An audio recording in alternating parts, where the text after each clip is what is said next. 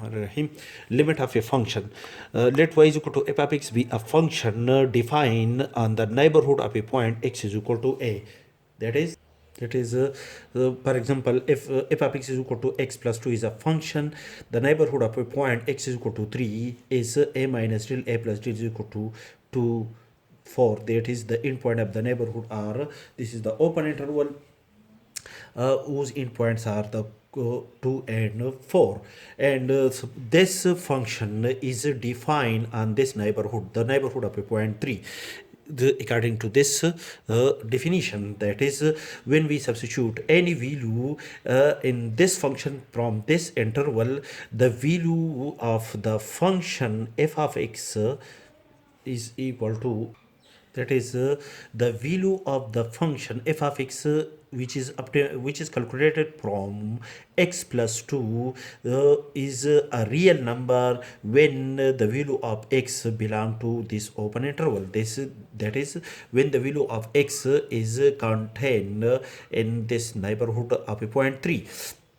So in this case, we can say that the function f of x is defined on this open interval. Therefore, according to this definition, the function y is equal to f of x is defined in the neighborhood of a point x is equal to a, with the possible exception that the function f of x is may or may not be defined at a point a.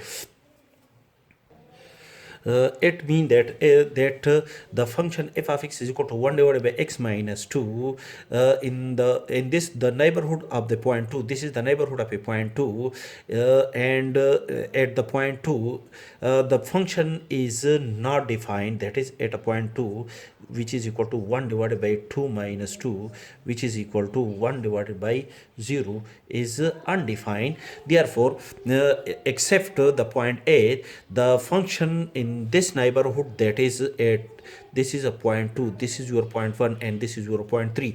At each point of the neighborhood, except at each point of this neighborhood, this is the open interval of point 2, which is called the neighborhood of a point a.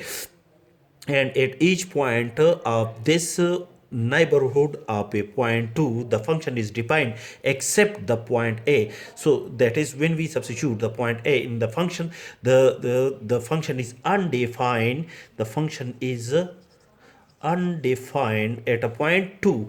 So according to this exceptional case, that the function is defined in the neighborhood of a point a, so it may be defined at a point a. The function may be defined at a point a or may not be defined at a point a. But when the function is not defined at a point a, then except the point a, the other points, the function is defined on the other point of the neighborhood of a point a. If the function f of x approaches the point L in the neighborhood of a point A, if this function approach if this function, it means that according to this definition, that when we substitute the values of the neighborhood of a point A in the function f of x, the values of the function approach to the point L.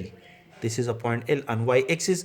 The value of this function at the value of the function at this point is this point on y-axis, and the value of the function at this point on y-axis is this point.